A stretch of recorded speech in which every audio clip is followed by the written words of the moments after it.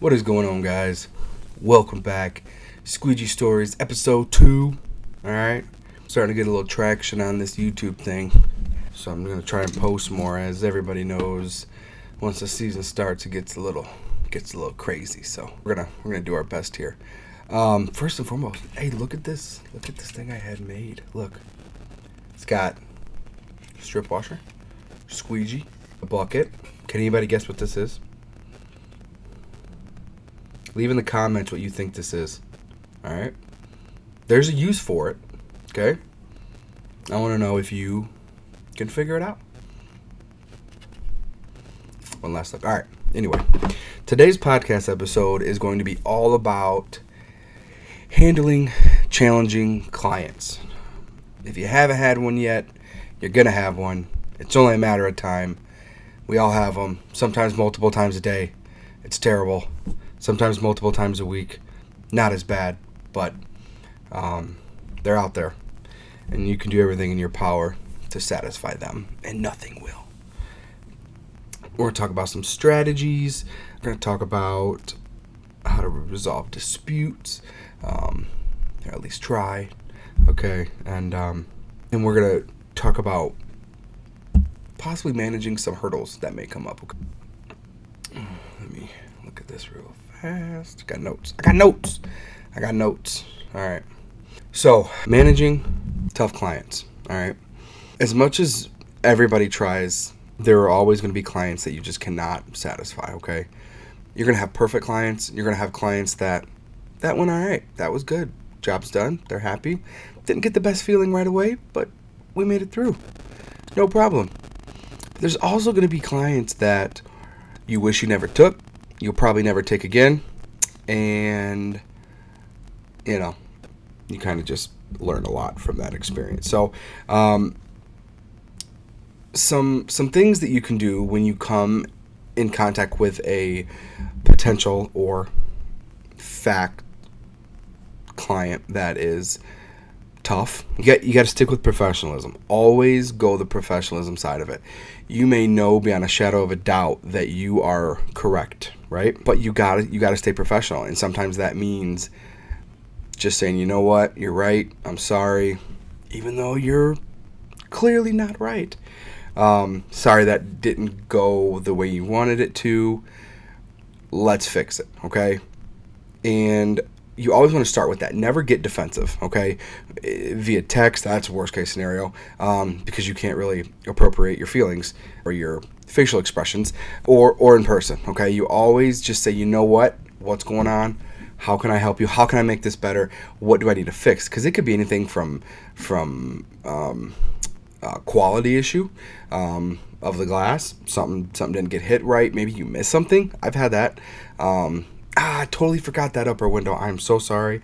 I will turn around right now and fix it. Or you're right, even though I just put all my equipment up, I'm gonna whip it back out. Because at the end of the day, you want them satisfied as you can, feeling as good as they can about the experience with you. Because that's what it boils down to, is the experience. They're gonna remember the experience with you, and not that the windows were clean. As Jersey has said many times, they expect the windows to be clean. That's why they hired you. The experience quality is just the added to it, okay? And if you want to call back, if you want to keep these clients long term, you got to stick them with a good experience. And that's everything from the quality to the billing to follow up to going back to the estimate, to the inquiry, answering the phone, sounding decent, sounding friendly. I mean, it starts from the first phone call or email inquiry, whatever, however your clients are getting a hold of you. So you really got to make sure you stay on your P's and Q's. And I know as a solo owner operator, for me, it's hard at times, because especially in the spring, it gets very difficult to stay upbeat, to stay positive, to stay just, flexible, because you're bombarded with so many people. Everybody wants their windows done at one time. Maybe you're already booked out a couple weeks. Not everybody's going to like that. That's why on a whole different video, I make calls to my existing clients before spring starts. And I start working on them, honestly, from December, January, February, March, 1 email a month. I don't do texts. I think it's a little, unless they're texting me, I just think it's a little too personal. Now, granted, everybody texts, so maybe I'm probably wrong, but I stick to emails right now. And it seems to work, right? I mean, it seems to do the trick. So, but, I mean, you have to really just create that experience for them, because that's what they're going to relay to their parents, their friends, their family. That's what they're going to put in that review. And that's what you want, is a positive experience translating to a positive review every time. Because I'm telling you guys, I've never done a lick of SEO work, and my Google rating, 5 stars, 130 stars, 130 reviews, whatever. And I am 1, 2, 3, depending on where you look in Southwest Michigan.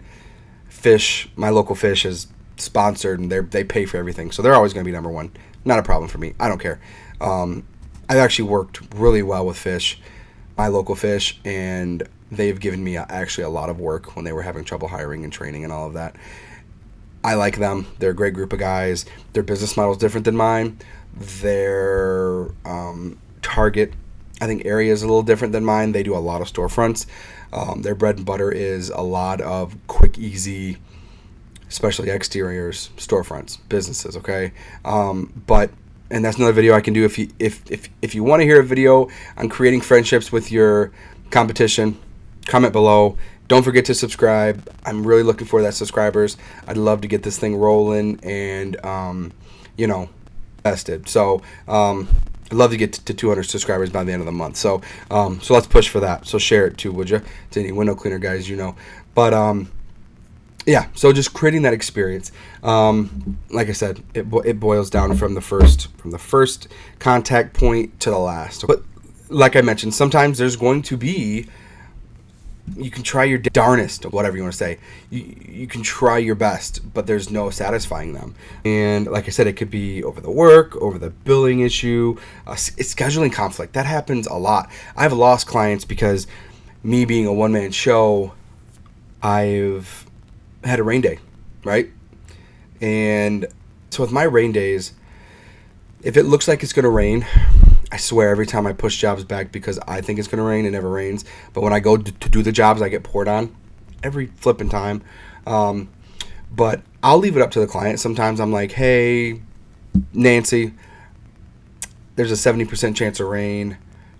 I can definitely come. I don't mind a little rain as long as it's not like severe thunderstorm. I'm doing my pole work, lightning, not going to happen. But I'm going to leave it up to you. I'm going to leave the ball in your court. This is me texting them, right? Calling them, whatever. And I just want you to decide. I want them to feel as most comfortable as they can. So I let them decide. Most people, and it makes total sense, whether it messes my schedule up or not, like I said, end of the day is experience. Most people want a good sunny day for window cleaning. They want to be in the window cleaning spirit. I'm telling you guys, every time I go to a house, whoever's there, they're cleaning right along with me. We bring out the cleaning in people. It's just what it is. And you're going to see that more and more with more houses you go to. I think it's pretty funny because a lot of people point it out to me, and I'm like, it's a trend. You're not the only one. So, but I leave it in the ball in their court, and I have lost clients because I couldn't get them in soon enough after a reschedule. One client in particular I can think of, she was kind of far away anyway, so it didn't really bother me, honestly. It was a big, beautiful house on a lake, but I don't do a ton of work that way. I was just kind of throwing her a bone. She reached out to me one year, and I want a relationship with my window cleaner. I want to be able to call them and be on their list, and I was like, that's me. That's what I strive for. That's my niche, whatever. So it worked out. Cleaned her house a few times. Well, one year, it rained. There's nothing I can do about it. And I told her, I was like, look, I'm 12 weeks out, but I can't get you really in for like 2 weeks. And she was like, I that's not acceptable. I'm like, I'm sorry. I'm only one person. I can only do so much. And she never called me back, And if you think that you're super, super valuable, it's just like somebody that works in a big business. They'll replace you, As much as you strive for that relationship, and no matter how much you get to know a person. Now, there are some exceptions, right? But most of the time, especially the more rich they are, honestly, I found, and forgive me for stereotyping people, but it's just my observation, the bigger the house, the bigger the money, the harder you fall, because the moment they don't get their way in any situation, you're gone. They're going to move on to the next person. And they're not as forgiving or willing to work with you, even though you've been over backwards for them. And you'll learn that pretty quickly if you haven't already. So, sorry to go off on a tangent here, but so just keep the communication open is key. That's a massive part. And that's one thing I've strived for too, is communication. When I'm on my way, I try to let them know. If I'm running behind, I rarely am late. But if I'm running late, I try to let them know. And a lot of them value that. I do give windows for my window cleaning appointments, but I'll still try. Yeah, I'd say 80% of the time, I'm texting them and saying, "Hey, Julie, I'm on my way." And they're like, "Oh, thank you," because I give them like a 2 or 3 hour window. Communication. If my kids are sick that night before and somebody pukes their brains out, and I know I can't get anybody to wash these kids, right away, I'm hitting my clients up and saying, "Hey, I'm so sorry. My kid's homesick. I won't be able to make it out tomorrow. I'm going to be out there as soon as I can. I will message, call, or text you tomorrow with other dates." Never had an issue with that, okay? Like letting them know, sooner than later. If I were to just wait until 10 minutes before the appointment, I mean, honestly, I'd be a little frustrated too, being the client. Now, I know things come up, car problems, whatever, van problems, truck problems, but you got to keep that communication line open. You have to really just be as open as possible with your clients, okay? Unexpected challenges also arise in the course of window cleaning window cleaning, businesses. It can be from like equipment malfunctions to weather-related delays, like I mentioned. So it's important to really be able to adapt on the fly. And if that means like having backups for stuff, I have multiple poles, multiple squeegees. Now, if you're just starting out, I can understand how that would be a little difficult, but try to get backups for stuff. Have multiple tools, because you never know when one's going to break, when you're going to lose something, when something might not start, just because on the fly stuff happens constantly, and you never know when that's going to be. So moving on, and I have notes here. Like I said, if I'm looking out, I have notes. So another important strategy for managing challenging situations is to learn from each experience. I've been doing this will be my 6th year, and I probably haven't seen everything, because I've been doing it for 30 years, but you need to make sure that you take kind of mental notes of certain situations, and then you can kind of foresee clients that may be hard to handle. I honestly could tell you probably within the first 5-minute phone call of any client, I can tell you if we're going to mesh, okay? There's going to be red flags that come up. You'll get the ladies that, I say ladies because I work with primary women. That's who kind of handle the cleaning stuff. But they want a certain quote. Like, I know people love options, but they're like, "Can I get this quoted this way and this quoted this way? I don't want all the windows done. I only want 3 windows or 10 windows, or I only want the high ones." And now I'm not going to say no to that, but that's when your minimum becomes evident. It took me a couple years to really learn that as well. I have a $150 minimum. So if I'm coming out, I'm cleaning 2 windows, it's still going to be $150. I could just say I don't want to do partial jobs. My local Fish, they don't do partial jobs. I've had many calls from clients saying, "Hey, Fish recommended you. I have 4 or 5 windows that I can't do, and they don't do partials." They send guys, like groups of guys out. So I understand their aspect there. But yeah, finding different niches like that is very helpful. So and just view those challenges that you come, like, it's super easy to get frustrated with them, and especially if it's been a long week and you keep getting them over and over, but view those as growth opportunities. Like I said, take the mental notes. You can kind of get a foresight in different red flags that can come up, and you can be ready for it. Like, if I've had, now there's some red flags that you just don't see coming. I've had jobs where So I do most of my bidding online. Okay. So like I'll go online, check the real estate listing. Okay. I'm one guy. I can't go in person. I don't do in-person estimates other than like commercial work. So I'll go online and I'll see, certain things of the house, or if there's no picture of the house, I'll ask the client to send me pictures. That's a massive thing that you can do. Most people don't care, but yeah, I'll send you a picture of each side of my house. You can get a good visual. Some red flags to look for too is if like you're on a phone call and they're having trouble counting, or they're just not knowing kind of how you count them. I mean, most windows aren't that hard. I guess what I'm trying to get is to, so I'll just explain the situation. I've had multiple clients leave certain things out of text, or leave out of the conversation, knowing dang well that it's going to impact the price. Like storm windows. I stopped cleaning storm windows 2 years after I started because they are a royal pain in my tail, and I can't charge enough for them. They're a liability. Most of them haven't been out in 30 years, 20 years, and they're never going to go back in the same.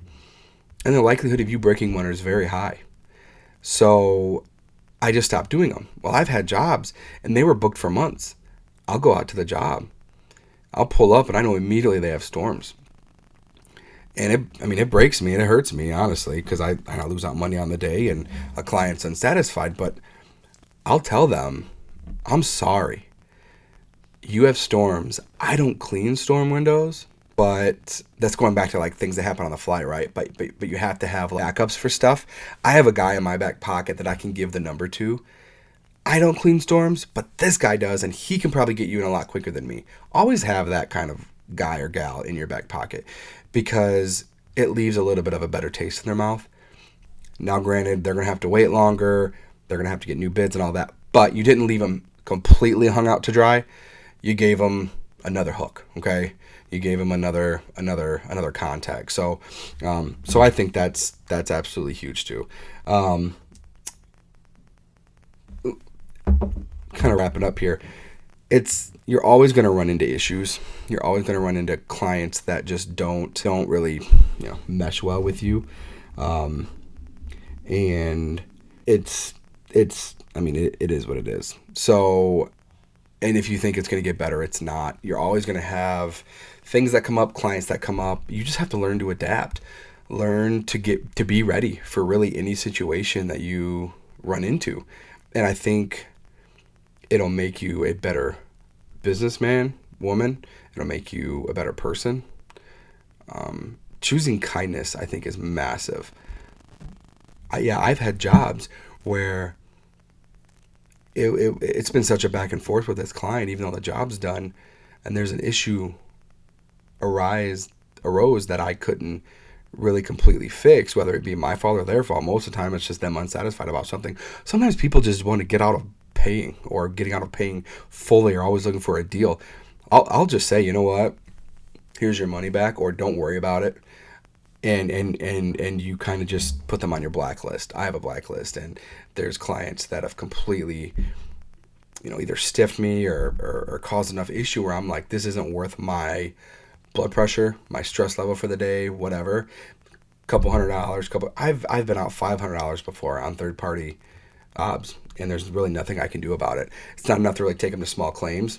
It's enough to be pissed off about, but just choose to move on and choose kindness, and it'll come back to you. So yeah, there it is. Nothing crazy. I just like sharing tidbits. Thanks for watching. I'm gonna try and get one of these out a week. Like I said, if you could subscribe, if you're new, invite some friends. I don't sell anything. I own Hallman Window Washing.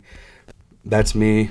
Oh no, that's me right there. So I've had enough people reach out to me off a little video that I did that are just starting out, and I just want to put out there as much info as I can, and help people. So thank you. Talk to you next time.